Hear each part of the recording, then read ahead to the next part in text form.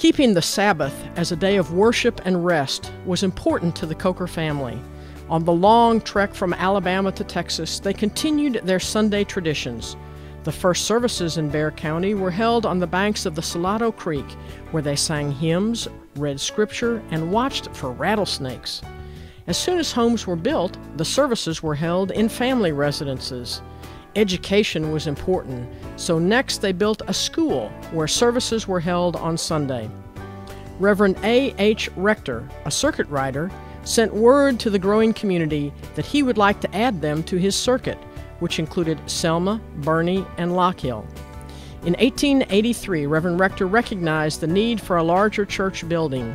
Niall and Leonard Coker responded by donating land. The frame church had handmade pews, a pot-bellied stove, and lanterns. Stone steps were hewn by Amos Jones out of rock cut from the Salado Quarry. In those days, the mark of progress for a community was a schoolhouse, a church, and a cemetery.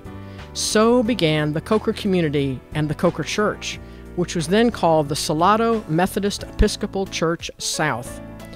In 1938, Reverend Al H. Bankert dreamed of a rock church to replace the old frame building, which was in need of repair.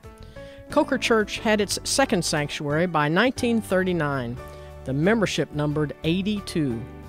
As North San Antonio and the Northeast School District grew, so did Coker Church. Plans for a new sanctuary were helped along by a flood that marooned the administrative board, whose members watched the water rise up the steps of the retaining wall. The third sanctuary was dedicated on October 30th and November 1st, 1966, with the Reverend Dr. John Gibbs serving as pastor. The church membership was about 600 at this time, and the name changed to Coker United Methodist Church. In 1981, plans began for the fourth sanctuary and administration building to accommodate the growth of the church.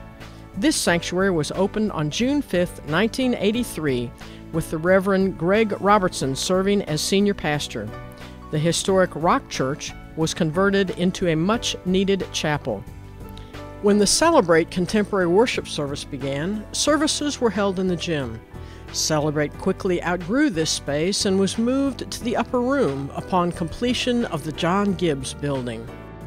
How could John and Joseph Coker have dreamed of the potential of that little frame church? How could they have imagined the people who would worship at Coker Church? Their love for the Lord, their love for their families and their community continues in the Coker congregation, where we build on the heritage of those who came before us.